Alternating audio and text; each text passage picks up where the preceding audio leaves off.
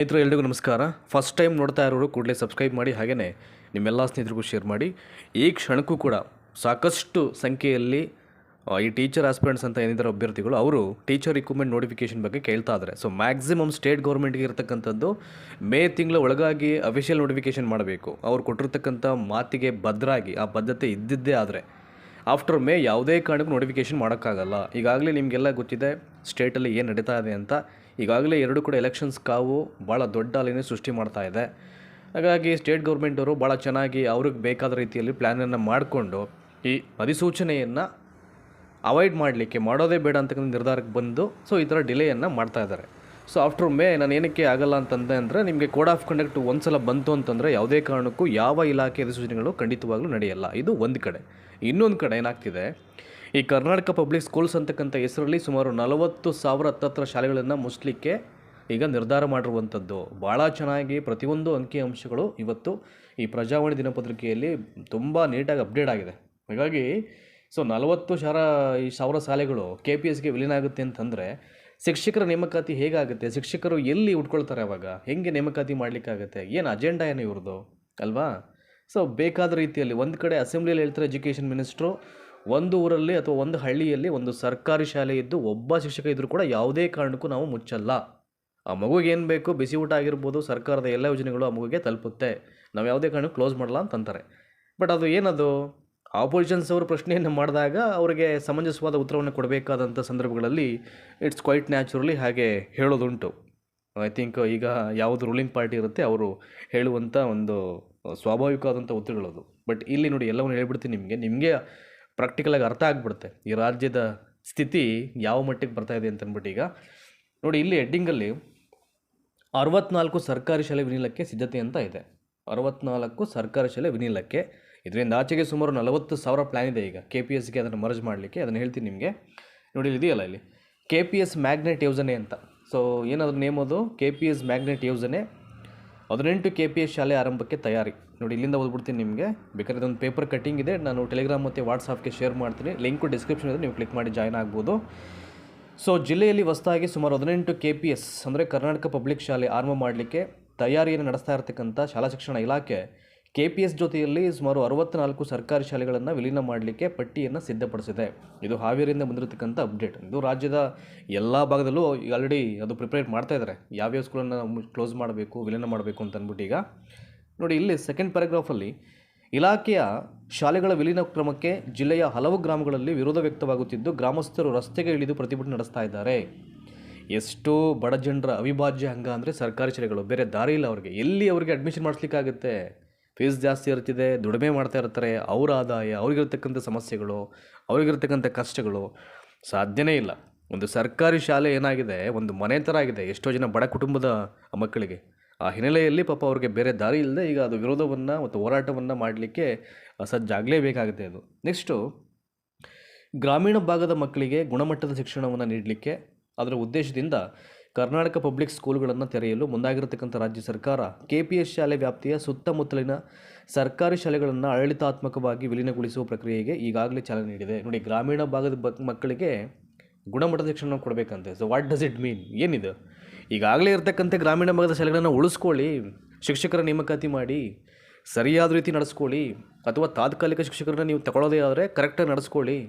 ಯಾರೇ ಬಂದರೂ ಗುಣಮಟ್ಟದ ಶಿಕ್ಷಣವನ್ನು ಖಂಡಿತವಾಗಲೂ ಕೊಡೋಕ್ಕೆ ಅವಕಾಶ ಇದೆ. ಸರಿಯಾಗಿ ಮಾಡಲಿಲ್ಲ ಪಾಠನ್ನು ಕಿತ್ತು ಬಿಸಾಕಿ ಅವ್ರನ್ನ ಟೈಮ್ ಪಾಸ್ ಮಾಡೋರ್ನಿಲ್ಲ. ಯಾಕಾಗಲ್ಲ ಇಲಾಖೆಗಳು ಮನಸ್ಸು ಮಾಡಿದ್ರೆ ಏನು ಬೇಕಾದರೂ ಮಾಡ್ಬೋದು. ಬಟ್ ಅಧಿಕಾರಿಗಳೇ ಭ್ರಷ್ಟ ಆಗಿಬಿಟ್ರೆ, ಅದನ್ನು ಹೇಳ್ತಾರಲ್ಲ, ಅದೇನೋ ಹಳ್ಳಿಗಳಲ್ಲಿ ಈ ಐ ಥಿಂಕ್ ಈ ಬೆಲೆನೇ ಎದ್ದು ಹೊಲವನ್ನು ಮೇದಂಗೆ ಅಂತ ಅಂದ್ಬಿಟ್ಟು ಆ ಪರಿಸ್ಥಿತಿ ಆಗಿರೋದು ಇವತ್ತು ಹಳ್ಳಿಗಳ ಶಾಲೆಗಳಲ್ಲಿ. ಅದಕ್ಕೆ ಹಿಂಗೆ ಆಗಿರೋದು. ಭಾಳ ಮುಖ್ಯವಾಗಿ ಎಲ್ಲಿ ರಾಜಕಾರಣಿಗಳ ಶಾಲೆಗಳು ಎಷ್ಟು ಬೇಕು ನಿಮಗೆ ಸಂಸ್ಥೆಗಳು, ಎಲ್ಲಿ ಉದ್ಧಾರ ಆಗುತ್ತೆ ಈ ರಾಜ್ಯ ಇವತ್ತು? ಎಲ್ಲೆಲ್ಲಿ ಕಮಿಷನ್ ಹೆಂಗೆ ಹೋಗಬೇಕು ಅಲ್ಲಿ ಹೋಗ್ತಾ ಇರ್ತಿದೆ ಅದು. ನೋಡಿ, ಮುಂದುವರೆದಂತೆ ಇನ್ನೂ ಹಲವಾರು ವಿಷಯಗಳನ್ನು ವ್ಯಕ್ತಪಡಿಸಿದ್ದಾರೆ. ನೋಡಿ, ಇವರಿಗೆ ಹಳ್ಳಿಯಲ್ಲಿರ್ತಕ್ಕಂಥ ಶಾಲೆಗಳಿಗೆ ಶಿಕ್ಷಕರ ನಿಯೋಜನೆಯನ್ನು ಮಾಡಿ, ನೇಮಕಾತಿ ಮಾಡಿ, ಅಲ್ಲಿ ಮೇಷ್ಗಳು ಕೊಟ್ಟು ಕ್ವಾಲಿಟಿ ಎಜುಕೇಷನ್ ಪ್ರೊವೈಡ್ ಮಾಡೋಕ್ಕಾಗಲ್ಲ.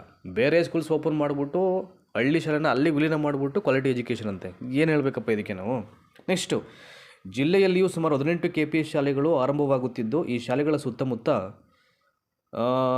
ಸುಮಾರು 0.5 ಕಿಲೋಮೀಟರ್ನಿಂದ ಅಪ್ ಟು 5 ಕಿಲೋಮೀಟರ್ವರೆಗಿನ ಸರ್ಕಾರಿ ಶಾಲೆಗಳನ್ನು ವಿಲೀನಗೊಳಿಸುವ ಬಗ್ಗೆ ಸರ್ಕಾರಕ್ಕೆ ಪ್ರಸ್ತಾವನೆಯನ್ನು ಸಲ್ಲಿಸಲಾಗಿದೆ. 0.5 ಅದರ ಒಂದು ಅರ್ಧ ಕಿಲೋಮೀಟ್ರ್ ಅಂತ ಅಂದ್ಕೊಳ್ಳಿ, ಅರ್ಧ ಕಿಲೋಮೀಟ್ರಿಂದ ಹಿಡಿದು 5 ಕಿಲೋಮೀಟ್ರ್ ಒಳಗಡೆ ಇರತಕ್ಕಂಥ ಶಾಲೆಗಳು. ಎಲ್ಲಿ ಇವತ್ತು 5 ಕಿಲೋಮೀಟ್ರ್ ವ್ಯಾಪ್ತಿ ಅಂತಂದರೆ ಒಂದೊಂದು ಪ್ರೈವೇಟ್ ಸ್ಕೂಲ್ ಸರ್ಚ್ ಮಾಡ್ಬೋದು ಬೇಕಾರೆ ನೀವು. ಬೇಕು ಅಂತಾನೆ ಈಗ ಗೌರ್ಮೆಂಟ್ ಸ್ಕೂಲ್ ನಿಯರು ಭಾಳ ಹತ್ರನೇ ಕೆಲವೊಂದು ಪ್ರೈವೇಟ್ ಶಾಲೆಗಳು ತಲೆ ಎತ್ತಾ ಇದ್ದಾವೆ ಈಗ. ದ ರೀಸನ್ ಬಿಹೈಂಡ್ ಕಮಿಷನ್ ಹೋಗ್ತಾ ಇದೆ ಸಂಬಂಧಪಟ್ಟವ್ರಿಗೆ. ಇದು ಬಿಟ್ಟರೆ ಇನ್ನೇನು ಕಾರಣ ಇಲ್ಲ, ಕರಪ್ಷನ್ನು. ಸೊ ಇಲಾಖೆಯ ಹಿರಿಯ ಅಧಿಕಾರಿಗಳು ಒಪ್ಪಿಗೆ ನೀಡುತ್ತಿದ್ದಂತೆ ಶಾಲೆಗಳು ವಿಲೀನವಾಗಲಿದೆ. ಹಿರಿಯ ಅಧಿಕಾರಿಗಳು ಏನು ಒಪ್ಪಿಗೆ ಮಾಡಬೇಕು, ಇಲ್ಲಿ ಏನು ಕೊಡಬೇಕಾಗಿಲ್ಲ, ಒಪ್ಪಿಗೆ ಕೊಟ್ಟೇ ಕೊಡ್ತಾರೆ ಅವರು. ಏಕೆಂದರೆ ಈಗ ಇರೋದು ಕಾಂಗ್ರೆಸ್ ಗೌರ್ಮೆಂಟ್ ಈಗ. ಸೊ ಅವ್ರೇನು ಮಾಡ್ತಾರೆ, ಪ್ರೆಸರ್ ಹಾಕ್ತಾರೆ, ನಾವು ಹೇಳ್ದಂಗೆ ಮಾಡಬೇಕು ಅಂತ. ಹರಾಸ್ಮೆಂಟ್ ಆಗುತ್ತೆ, ಖಂಡಿತವಾಗ್ಲೂ ಒಪ್ಪಿಗೆ ಆಗೇ ಆಗುತ್ತೆ, ಅದರಲ್ಲಿ ನೆಡು ಮಾತಿಲ್ಲ ಅನಿಸುತ್ತೆ. ಸೊ 5 ಕಿಲೋಮೀಟ್ರಿಂದ 12 ಕಿಲೋಮೀಟ್ರ್ ದೂರದಲ್ಲಿರತಕ್ಕಂಥ ಸರ್ಕಾರಿ ಶಾಲೆಗಳನ್ನು KPS ಜೊತೆ ವಿಲೀನ ಮಾಡುವ ಬಗ್ಗೆಯೂ ಪ್ರಸ್ತಾಪಿಸಲಾಗಿದೆ. ಆದರೆ ಹೆಚ್ಚು ದೂರವೆಂಬ ಕಾರಣಕ್ಕೆ ಹಿರಿಯ ಅಧಿಕಾರಿಗಳ ನಿರ್ದೇಶನದಂತೆ KPS ಶಾಲೆಗಳ ಜೊತೆಯಲ್ಲಿ ವಿಲೀನ ಮಾಡಬಹುದಾದಂಥ ಸರ್ಕಾರಿ ಶಾಲೆಗಳ ಪಟ್ಟಿಯನ್ನು ಸಿದ್ಧಪಡಿಸಿ ಸಲ್ಲಿಸಲಾಗಿದೆ. ಅಧಿಕಾರಿಗಳು ಪರಿಶೀಲನೆ ನಡೆಸಿ ಪಟ್ಟಿಗೆ ಒಪ್ಪಿಗೆ ನೀಡಿದಂಥ ನಂತರವೇ ಶಾಲೆಗಳು ಆಡಳಿತಾತ್ಮಕವಾಗಿ ವಿಲೀನವಾಗಲಿವೆ ಎಂದು ಶಾಲಾ ಶಿಕ್ಷಣ ಇಲಾಖೆ ಉಪನಿರ್ದೇಶಕ ಮೋಹನ್ ದಂಡಿನ ಪ್ರಜಾವಾಣಿ ತಿಳಿಸಿದ್ದಾರೆ. ಉಪನಿರ್ದೇಶಕರು ಏನು ಮಾಡಲಿಕ್ಕಾಗತ್ತೆ? ಸೊ ಈ ಗೌರ್ಮೆಂಟ್ ಹೇಳ್ದಂಗೆ ಕೇಳಬೇಕಾಗತ್ತೆ ಅಲ್ವಾ? ಸೊ ನೆಕ್ಸ್ಟು, ಶಾಲೆಗಳ ವಿಲೀನವೆಂದರೆ ಒಂದು ಶಾಲೆಯನ್ನು ಮುಚ್ಚಿ ಮತ್ತೊಂದು ಶಾಲೆ ತೆರೆಯುವುದಲ್ಲ. ಮತ್ತು ಇನ್ನೇನು ಇದ್ರ ವಿಲೀನ ಅಂತಂದರೆ, ಈಗ ಮೂಲ ಶಾಲೆ ಒಂದಿರುತ್ತೆ, ಅಲ್ಲಿ ಒಂದು 4ರಿಂದ 5 ಜನ ಮಕ್ಕಳಿರ್ತಾರೆ, ಒಬ್ಬರೇ ಟೀಚರು ಅಥವಾ ಇಬ್ಬರೇ ಟೀಚರ್ ಇರ್ತಾರೆ. ಸೊ ಆ ಶಾಲೆ ತೆಗೆದುಬಿಟ್ಟು ನೀವು ಯಾವುದೋ ಒಂದು 0.5 ಅಥವಾ 4 ಕಿಲೋಮೀಟರ್ ವ್ಯಾಪ್ತಿ ಒಳಗಡೆ ಇರತಕ್ಕಂಥ KPS ಶಾಲೆಗೆ ಮರ್ಜ್ ಮಾಡ್ತಾರೆ. ಸೊ ಮೂಲ ಶಾಲೆ ಏನಾಗುತ್ತೆ ಅವಾಗ? ಪಾಳು ಬೀಳುತ್ತೆ. ಪಾಳು ಬೀಳೋದು ಅಂದ್ರೆ ಏನು? ಮುಚ್ಚಂಗೆ ತಾನೇ ಅದು. ಏನಪ್ಪ ನಮಗೆ ಅರ್ಥವೇ ಆಗ್ತಿಲ್ಲ, ಇದು ಏನು ಸ್ಟೇಟ್ಮೆಂಟ್ ಮಾಡ್ತಿದ್ದಾರೆ ಅಂತ ಅಂದ್ಬಿಟ್ಟು. ಕೇವಲ ಆಡಳಿತಾತ್ಮಕ ಕೆಲಸಗಳು ಮಾತ್ರ ವಿಲೀನವಾಗುತ್ತವೆ. ಇದರಿಂದಾಗಿ ಹಳ್ಳಿಯ ಮಕ್ಕಳಿಗೆ ಗುಣಮಟ್ಟದ ಶಿಕ್ಷಣ ಸಿಗಲಿದೆ ಎಂದರು. ಇದು ಪ್ರಾಬ್ಲಮ್ಮು. ಬೇರೆ ಕಡೆ ಹೆಂಗೆ ಸೇರಿಸ್ಲಿಕ್ಕಾಗುತ್ತೆ? ನೋಡ್ಕೋಬೇಕಲ್ಲ ಅವ್ರ ಸ್ಥಿತಿಗತಿಗಳನ್ನು. ದಟ್ ಈಸ್ ವೆರಿ ಇಂಪಾರ್ಟೆಂಟ್ ಅಲ್ಲ. ಇದರಿಂದಾಗಿ ಹಳ್ಳಿಯ ಮಕ್ಕಳಿಗೆ ಗುಣಮಟ್ಟದ ಶಿಕ್ಷಣ ಸಿಗಲಿದೆ. ನೋಡಿ, ಅದರ ಕೆಳಗಡೆ ಒಂದು ಪ್ಯಾರಾಗ್ರಾಫಲ್ಲಿ ಈಗ ಕನ್ನಡ ಶಾಲೆಗಳ ಅವನತಿ ಅಂತ ಹೇಳ್ತಾ ಇದ್ದಾರೆ. ಈಗ KPS ಶಾಲೆಗಳ ಜೊತೆಗೆ ಸುತ್ತಮುತ್ತಲಿನ ಗ್ರಾಮಗಳ ಶಾಲೆಗಳನ್ನು ವಿಲೀನ ಮಾಡುತ್ತಿರುವುದು ಕೆಲ ಗ್ರಾಮಸ್ಥರ ಆಕ್ರೋಶಕ್ಕೆ ಕಾರಣವಾಗಿದೆ.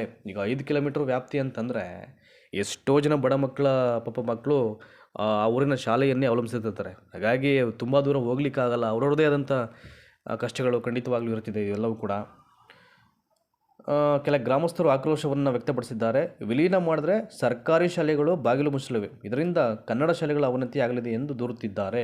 ಅವರಿಗೆಲ್ಲ ಗೊತ್ತಾಗ್ಬಿಟ್ಟಿದೆ ಸತ್ಯ, ಇವ್ರು ಏನೇ ಹೇಳಿದ್ರು ಮುಚ್ಚಲಿಕ್ಕೆ ಮಾಡ್ತಾರೆ ಅಂತ ಅಂದ್ಬಿಟ್ಟು. ಶಿಗ್ಗಾವಿ ತಾಲೂಕಿನ ಸೂರಪ್ಪಗಟ್ಟಿ ಗ್ರಾಮದಲ್ಲಿ ಇತ್ತೀಚೆಗೆ ಪ್ರತಿಭಟನೆ ನಡೆಸಿದ್ದ ಗ್ರಾಮಸ್ಥರು ತಮ್ಮೂರಿನ ಶಾಲೆಗಳನ್ನು ಕೋಣನಕೆರೆಯ KPS ಜೊತೆಗೆ ವಿಲೀನ ಮಾಡಬಾರ್ದು ಎಂದು ಆಗ್ರಹವನ್ನು ಮಾಡಿದರು. ಸೊ ಅವರಷ್ಟೇ ಅಲ್ಲದೆ ಹಲವು ಗ್ರಾಮಗಳ ಜನ ಕೂಡ ತಮ್ಮ ಶಾಲೆಗಳನ್ನು ವಿಲೀನ ಮಾಡದಂತೆ ಶಾಲಾ ಶಿಕ್ಷಣ ಇಲಾಖೆ ಅಧಿಕಾರಿಗಳನ್ನು ಒತ್ತಾಯ ಮಾಡ್ತಾಯಿದ್ದಾರೆ. ಸೊ ಹಿರೇಬೆಂಡಿಗೇರಿ ಮ್ಯಾಗ್ನೆಟ್ ಶಾಲೆಗೆ ನೋಡಿ ಇಲ್ಲಿ ಹೇಳಿದ್ರಲ್ಲ ಅವರು. ಸೊ ಬೆಳವಲಕೊಪ್ಪ, ಸುರಪ್ಗಟ್ಟಿ, ಬಳಗಲಿ, ಚಿಕ್ಕಬೆಂಡಿಗೇರಿ ಕನ್ನಡ, ಚಿಕ್ಕಬೆಂಡಿಗೇರಿ ಉರ್ದು, ಹಿರೇಬೆಂಡಿಗೇರಿ ಫ್ಲ್ಯಾಟ್ ಸೇರಿ ಸುಮಾರು 6 ಸರ್ಕಾರಿ ಶಾಲೆಗಳನ್ನು ವಿಲೀನಗೊಳಿಸಲಾಗ್ತಾ ಇದೆ. ನೋಡಿ ಇಲ್ಲಿ ಓದ್ತಾ ಇದ್ದೀನಿ. ಕೋಣನಕೆರೆ ಮ್ಯಾಗ್ನೆಟ್ ಶಾಲೆಯ ಭದ್ರಾಪುರ ಮತ್ತು ಮುಳ್ಳೇರಿ ಮತ್ತು ಶಾಬ್ಲಾ ಸರ್ಕಾರಿ ಶಾಲೆಗಳನ್ನು ವಿಲೀನ ಮಾಡಲಾಗ್ತಾ ಇದೆ ಎಂದು ಸೂರಪ್ಪಗಟ್ಟಿ ಗ್ರಾಮಸ್ಥರು ಮಾಹಿತಿ ನೀಡಿದ್ದಾರೆ. ಖಂಡಿತವಾಗ್ಲೂ ಅವ್ರಿಗೆ ಅರ್ಥ ಆಗ್ಬಿಡುತ್ತೆ, ಹಳ್ಳಿ ಜನ ಯಾರು ದೊಡ್ಡರಲ್ಲ ಇವತ್ತು. ಎಲ್ಲೆಲ್ಲಿ ಮರ್ಜಾಗ್ತಾ ಇದೆ, ಏನೇನು ನಡೀತಾ ಇದೆ, ಭಾಳ ಚೆನ್ನಾಗಿ ತಿಳ್ಕೊಳ್ತಕ್ಕಂಥ ಪ್ರಯತ್ನ ಅವ್ರು ಮಾಡೇ ಮಾಡ್ತಾರೆ. ನೋಡಿ ಇಲ್ಲಿ ಕೊನೆ ಪ್ಯಾರಾಗ್ರಾಫ್ ಹೇಳ್ತಾರೆ, ಶಾಲೆಗಳನ್ನು ವಿಲೀನ ಮಾಡಿದ್ರೆ ಎಲ್ಲ ವಿದ್ಯಾರ್ಥಿಗಳು KPS ಶಾಲೆಗೆ ಹೋಗ್ತಾರೆ. ಹಳ್ಳಿಯಲ್ಲಿರ್ತಕ್ಕಂಥ ಶಾಲೆಗಳು ವಿದ್ಯಾರ್ಥಿಗಳ ಕೊರತೆಯಿಂದ ಬಾಗಿಲು ಮುಚ್ಚಬೇಕಾಗುತ್ತೆ. ಇದರಿಂದ ಕನ್ನಡ ಶಾಲೆಗಳು ಒಂದೊಂದಾಗಿ ಬಾಗಿಲು ಮುಚ್ಚುತ್ತವೆ ಎಂದು ಒಳಲು ತೋಡ್ಕೊಂಡ್ರು ಅಲ್ವಾ? ಸೊ KPS ಶಾಲೆಗಳಲ್ಲಿ ಅಂದರೆ ಏನು? ಇಂಗ್ಲೀಷ್ ಕಲಿಕೆ ಆಗಬೇಕು ಗ್ರಾಮೀಣ ಭಾಗದ ಮಕ್ಕಳಿಗೆ. ಆಸಕ್ತಿ ಇದ್ದರೆ ಮನಸ್ಸು ಮಾಡಿದ್ರೆ ಎಲ್ಲಿ ಬೇಕಾದ್ರೂ ಏನು ಕಲೀಲಿಕ್ಕೆ ಸಾಧ್ಯ ಇರುತ್ತೆ. ಬಟ್ ಬೇಕಾಗಿರೋದೇನು? ಸಾಮಗ್ರಿ ಕೊಡಬೇಕಲ್ಲ. ರಾ ಮೆಟೀರಿಯಲ್ಸ್ ಅಂತ ಹೇಳ್ತೀವಿ, ಕಚ್ಚಾ ಸಾಮಗ್ರಿಗಳು ಅಂದರೆ ಯಾರು ಅಂತಂದರೆ ಟೀಚರ್ಸು. ನೀವು ಅವರನ್ನು ಪೂರ್ಣ ಪ್ರಮಾಣದಲ್ಲಿ ಕೊಡಬೇಕು. That is very important. ಆವಾಗ ಅದು ಐ ಥಿಂಕ್ ಖಂಡಿತವಾಗಲೂ ಹಂತವಾಗಿ ಒಂದು ಹಳ್ಳಿಯ ಶಾಲೆಗಳಲ್ಲಿ ಏನೇನು ಕಲಿಯಲಿಕ್ಕೆ ಸಾಧ್ಯ ಎಲ್ಲ ಕಲಿಕೆಯೂ ಆರಂಭದಿಂದ ಅದಾಗ್ತಾ ಬರ್ತದೆ. ಬಟ್ ಅದರಲ್ಲೇ ಕೊರತೆ ಮಾಡಿಬಿಟ್ಟಾಗ ಸೊ ಏನನ್ನು ನಿರೀಕ್ಷೆ ಮಾಡೋಕ್ಕಾಗಲ್ಲ. ಅದು ಇಲ್ಲಿ ಪ್ರಾಬ್ಲಮ್ ಆಗ್ತಾ ಇರುವಂಥದ್ದು. ನೋಡಿ ಇಲ್ಲಿ ಇಂಗ್ಲೀಷ್ ಮಾಧ್ಯಮ ಕನ್ನಡಕ್ಕೆ ಕೂತು ನೋಡಿ ಇಲ್ಲಿಂದ ಶುರುವಾಗುತ್ತೆ. ಈಗ KPS ಶಾಲೆಗಳಲ್ಲಿ ಇಂಗ್ಲೀಷ್ ಮಾಧ್ಯಮದ ಶಿಕ್ಷಣ ಆರಂಭಿಸಲಾಗ್ತಾ ಇದೆ. ಶಾಲೆಗಳನ್ನು ವಿಲೀನ ಮಾಡಿದಂಥ ನಂತರ ಸರ್ಕಾರಿ ಶಾಲೆಯ ಮಕ್ಕಳು ಇಂಗ್ಲೀಷ್ ಮಾಧ್ಯಮ ಪಡೆಯಲು ಅವಕಾಶವಿದೆ. ಈ ಅವಕಾಶ ಬಳಸಿಕೊಂಡು ಎಲ್ಲ ವಿದ್ಯಾರ್ಥಿಗಳು ಇಂಗ್ಲೀಷ್ ಮಾಧ್ಯಮಕ್ಕೆ ಸೇರ್ತಾರೆ. ಇದರಿಂದ ಕನ್ನಡ ಮಾಧ್ಯಮಕ್ಕೆ ಕುತ್ತು ಬರ್ತಾ ಇದೆ ಎಂದು ಕೆಲ ಗ್ರಾಮಸ್ಥರು ದೂರ್ತಾ ಇದ್ದಾರೆ. ನಮ್ಮದು ಕನ್ನಡ ನಾಡು, ಮಕ್ಕಳಿಗೆ ಕನ್ನಡದಲ್ಲೇ ಪ್ರಾಥಮಿಕ ಶಿಕ್ಷಣ ಸಿಗಬೇಕು. ಆದರೆ ಸರ್ಕಾರದ ಕ್ರಮದಿಂದ ಕನ್ನಡವೇ ಮಾಯವಾಗ್ತಕ್ಕಂಥ ಸ್ಥಿತಿ ಬರ್ತಾ ಇದೆ. ಇನ್ನೊಂದು ಸ್ವಲ್ಪ ವರ್ಷ ಹೋಗ್ಬಿಟ್ರೆ Kannada first language, second language ಅಂತ ನಾವು ಏನು ಕರಿತೀವಿ, ಯಾವ ಲ್ಯಾಂಗ್ವೇಜಲ್ಲೂ ಇರಲ್ಲ ಇದು ಅನ್ಸುತ್ತೆ ಇದು. ಸೊ ಆ ಥರ ಸ್ಥಿತಿ ನಿರ್ಮಾಣ ಆಗುತ್ತೆ ಅಂತ ಅನ್ಸುತ್ತೆ ಇದು ನನ್ನ ಪ್ರಕಾರ. ಇವೆಲ್ಲವನ್ನು ನೋಡ್ತಾ ಇದ್ದಾರೆ. ಈಗ KPS ಶಾಲೆಗೆ ಕಳುಹಿಸಲು ನೋಟಿಸು, ಇದು ದುರಂತ. ಇದಕ್ಕೆ ಸಂಬಂಧಪಟ್ಟಾಗಿ ಒಂದಷ್ಟು ಅಲ್ಲಲ್ಲಿ ಕೆಲವೊಂದು ಏಡ್ಸು ಅಂತಕ್ಕಂಥ ಸಂಘಟನೆಯವರು ತುಂಬ ಹೋರಾಟ ಮಾಡಿದರು. KPS ಶಾಲೆಗೆ ನೀವು ಮಕ್ಕಳು ಅಡ್ಮಿಷನ್ ಮಾಡಿ ಅಂತ ಅಂದ್ಬಿಟ್ಟು ಒಬ್ಬ ತಾಲೂಕಿನ BO ಕಡೆಯಿಂದ ನೋಟಿಸ್ ಕಳಿಸೋದು. ಅಂದರೆ ಆ ತಾಲೂಕಿನ ವ್ಯಾಪ್ತಿ ಬರ್ತಕ್ಕಂಥ ಕೆಲವೊಂದು ಸರ್ಕಾರಿ ಶಾಲೆಗಳಿಗೆ ನೀವು ಕೊಡಲೇಬೇಕು KPS ಶಾಲೆಗೆ ಟೀಚರ್ನ ಅಂತ. ಇದು ಯಾವ ಥರ ಕಥೆ ಇದು? ಇದು ಹರೇಸ್ಮೆಂಟ್ ಅಲ್ಲದೆ, ಇದು ಒತ್ತಡ ಅಲ್ಲದೆ, ಇದು ಯಾವ ಕಾಲದಲ್ಲಿ ಇದಿವೆ ಆಗಿದ್ರೆ ಬ್ರಿಟಿಷರೇ ಪರವಾಗಿಲ್ಲಪ್ಪ ಆಗಿದ್ರೆ ನಮ್ಮನ್ನು ಆಳ್ತಾ ಇದ್ದಂಥ ಬ್ರಿಟಿಷ್ ಅಂತ ಏನಿದ್ರು ಅವರೇ ಪರವಾಗಿಲ್ಲ ಅಂತ ಅನ್ಬೋದು ಇವೆಲ್ಲವನ್ನು ಮಾಡ್ತಾಯಿದ್ರೆ. ಯಾಕೆ ಇವ್ರಿಗೆ ಯಾವ ರೈಟ್ಸ್ ಇದೆ? ಒಬ್ಬ ಮುಖ್ಯ ಶಿಕ್ಷಕರಿಗೆ ನೀವು KPS ಶಾಲೆಗೆ ನಿಮ್ಮ ಶಾಲೆಯ ಮಕ್ಕಳನ್ನು ಅಡ್ಮಿಷನ್ ಮಾಡಿಸ್ಬೇಕು ಅಂತ ಹೇಳಲಿಕ್ಕೆ ನೋಟಿಸ್ ಕೊಡಲಿಕ್ಕೆ ಇವ್ರಿಗೆ ಯಾವ ರೈಟ್ಸ್ ಇದೆ? ಅವ್ರಿಗೆ ಅವರ ತಂದೆ ತಾಯಿಗೆ ಬಿಟ್ಟಂಥ ವಿಚಾರ ಅದು, ಮಕ್ಕಳ ಆಸಕ್ತಿ ಅದು. ಇವ್ರು ಯಾರೋದಕ್ಕೆ ನೀವು ಇಂಥ ಶಾಲೆಗೆ ಕೂಡಿ KPSಗೆ ಅಡ್ಮಿಷನ್ ಆಗಿದೆ ಅಂತ ಹೇಳಲಿಕ್ಕೆ? ನೋಡಿ ಏನೆಲ್ಲ ನಡೀತಿದೆ ಅಂತ ಅನ್ಲಿಕ್ಕೆ ಇವೆಲ್ಲವೂ ಕೂಡ.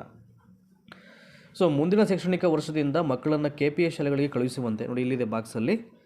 ಶಾಲೆಗಳಿಗೆ ಇಲಾಖೆಯ ನೋಟಿಸ್ ನೀಡಲಾಗಿದೆ. KPS ಮ್ಯಾಗ್ನೆಟ್ ಯೋಜನೆ ಮೂಲಕ ಗ್ರಾಮೀಣ ಭಾಗದ ಕನ್ನಡ ಶಾಲೆ ಮುಚ್ಚತಕ್ಕಂಥ ಕುತಂತ್ರ ನಡೀತಾ ಇದೆ ಎಂದು AIDSO ಜಿಲ್ಲಾ ಸಂಘಟನಾಕಾರರಾದ ಪೂಜಾ ನಂದಿಹಳ್ಳಿ ತಿಳಿಸಿದ್ದಾರೆ. ಶಾಲೆಗಳ ವಿಲೀನ ಇದ್ರ ಬಗ್ಗೆ ಪ್ರಜಾವಾಣಿ ಜೊತೆ ಅವರು ಮಾತಾಡ್ತಾರೆ. ರಾಜ್ಯ ಸರ್ಕಾರದ ವಿಲೀನ ಕ್ರಮವನ್ನು ಖಂಡಿಸಿ ಬೆಂಗಳೂರಲ್ಲಿ ನೋಡಿ ಏಪ್ರಿಲ್ 10ನೇ ತಾರೀಕು ಅವರು ರಾಜ್ಯ ಮಟ್ಟದ ಹೋರಾಟವನ್ನು ನಾವು ಹಮ್ಮಿಕೊಳ್ತಾ ಇದ್ದೀವಿ ಅಂತ ಹೇಳಿದ್ದಾರೆ. ಬೇರೆ ದಾರಿ ಇಲ್ಲ. ಸಂಘ ಸಂಸ್ಥೆಗಳ ಒಂದು ಅಜೆಂಡಾ ಹೋರಾಟವನ್ನು ಮಾಡಿ ಹೆಂಗಾದರೂ ಕನ್ನಡವನ್ನು ಉಳಿಸಬೇಕು, ಕನ್ನಡ ಶಾಲೆಗಳನ್ನು ಕಾಪಾಡಬೇಕು ಅಂತಕ್ಕಂಥ ಒಂದು ಅಜೆಂಡಾ ಇರುತ್ತೆ ಅವರಿಗೆ, ಅದರ ಮೂಲ ಉದ್ದೇಶ. ಆ ಹಿನ್ನೆಲೆಯಲ್ಲಿ ಅವರು ಪ್ರತಿಭಟನೆಯನ್ನು ಮಾಡಬೇಕಾಗುತ್ತೆ. ನೋಡಿ ನಾನು ಅವಾಗಲೇ ಹೇಳಿದೆ ಆರಂಭದಲ್ಲಿ, ಸುಮಾರು 40,000 ಘಾಟ್ ಸ್ಕೂಲ್ಸನ್ನು ಇಲ್ಲಿ ಮರ್ಜ್ ಮಾಡಲಿಕ್ಕೆ ನಡೀತಾ ಇದೆ ಅಂತ ಅಂದ್ಬಿಟ್ಟು ಪ್ರಕ್ರಿಯೆಗಳು. ಈ ಯೋಜನೆ ಹೆಸರಲ್ಲಿ ಯಾವ ಯೋಜನೆ? KPS ಮ್ಯಾಗ್ನೆಟ್ ಸ್ಕೀಮ್ ಅಂತಕ್ಕಂಥ ಯೋಜನೆ ಎಂಡರಲ್ಲಿ ಸುಮಾರು 40,000 ಸರ್ಕಾರಿ ಶಾಲೆಗಳನ್ನು ಮುಚ್ಚಲಾಗ್ತಾ ಇದೆ. ಇದರಿಂದ ಬಡ ಮಕ್ಕಳು ಶಿಕ್ಷಣದಿಂದ ವಂಚಿತರಾಗ್ತಾ ಇದ್ದಾರೆ. ಈ ಬಗ್ಗೆ ಜನರಲ್ಲಿ ಜಾಗೃತಿ ಮೂಡಿಸಲಿಕ್ಕೆ ಪ್ರತಿ ಹಳ್ಳಿಯಲ್ಲಿಯೂ ಸಮಿತಿಯನ್ನು ರಚಿಸಿ ಹೋರಾಟ ಆರಂಭಿಸಲಾಗಿದೆ. ಶಾಲೆಯ ಹಳೆ ವಿದ್ಯಾರ್ಥಿಗಳು ಹಾಗೂ ಪೋಷಕರು ಸಹ ನಮ್ಮೂರ ಶಾಲೆ ಉಳಿಸಲು ಅಭಿಯಾನ ಆರಂಭಿಸುವ ಅಗತ್ಯವಿದೆ ಅಂತ ಹೇಳ್ತಾರೆ. ಖಂಡಿತವಾಗಲೂ ಇದಕ್ಕೆ ಎಲ್ಲ ಬಂದೇ ಬರ್ತಾರೆ. ಇದೇನು ಅಂದರೆ ಈಗ ರಾಜಕಾರಣಿಗಳು ಹೇಗೆ ಬೈ ಎಲೆಕ್ಷನ್ಸ್ ಕಾವು ಅಲೆ ಎಬ್ಬಿಸಿದಾರೋ ಅದೇ ಥರ ಸಂಘ ಸಂಸ್ಥೆಗಳು ಅಲೆ ಎಬ್ಸಿದ್ದೇ ಆದರೆ ಹಳ್ಳಿಯಲ್ಲೂ ಎಲ್ಲ ಸೇರ್ಕೋತಾರೆ ಜನ. ಏಕೆಂದರೆ ಅದರ ಒಂದು ಉದ್ದೇಶ ಮಹತ್ವವನ್ನು ಅರ್ಥಂಥ ಜನ ಖಂಡಿತವಾಗಲೂ ಇದಕ್ಕೆ ತಮ್ಮ ಸಹಮತವನ್ನು ವ್ಯಕ್ತಪಡಿಸ್ತಾರೆ. ಫೈನಲಿ ಹೇಳೋದಿಷ್ಟೇ, ಇವೆಲ್ಲವೂ ನಡೀತಾ ಇದೆ ಅಂತಂದರೆ ಇಲ್ಲಿ ಯಾವ ನೇಮಕಾತಿಗಳನ್ನು ಕಾಲಕ್ಕೆ ಸರಿಯಾಗಿ ಮಾಡಲ್ಲ ಸರ್ಕಾರಗಳು. ಇದೇ ಹಿಂಸೆ. ಅವರು ಬೇಕಾದ ರೀತಿಯಲ್ಲಿ ಅವರು ಇಷ್ಟು ಬಂದಂಗೆ ಇವ್ರದೇ ಹೊಸ ಸಂವಿಧಾನವನ್ನು ಬರ್ಕೊಂಡು ನಾವು ಹಾಗೆ ಇರ್ತೀವಿ, ಯಾರೇನಾದರೂ ನಮ್ಗೆ ಅಧಿಕಾರ ಉಳ್ಕೊಳ್ಬೇಕು, ರಾಜ್ಯ ಲೂಟಿ ಮಾಡಬೇಕು, ಈ ಥರದ ಒಂದು ಮನಸ್ಥಿತಿ ಇಟ್ಕೊಂಡ್ರೆ ಇದು ಭಾಳ ಕಷ್ಟ. ಈ ರಾಜ್ಯದ ಒಂದು ದಿಕ್ಕು ಎಲ್ಲಿಗೆ ಬೇಕಾದರೂ ಛಿದ್ರ ಆಗ್ಬೋದು. ಯಾರು ಏನಾಗಬೇಕೋ ಅವ್ರು ಆಗ್ತಾರೆ. ಇನ್ನು ಮಿಕ್ತವರೆಲ್ಲ ಹಾಗೆ ಇರ್ತಾರೆ. ಯಾವ ಅಭಿವೃದ್ಧಿಗಳು ಅದು ಬರಲಿಕ್ಕೆ ಕಾಣಲಿಕ್ಕೆ ಸಾಧ್ಯ ಆಗಲ್ಲ. ಇದು ನಮಗೂ ಭಾಳ ನೋವಾಗುತ್ತೆ ಇವೆಲ್ಲವನ್ನು ನಿಮಗೆ ಹಂಚ್ಕೊಳ್ಳಿಕ್ಕೆ, ಶೇರ್ ಮಾಡಲಿಕ್ಕೆ. Thank you so much for watching this video.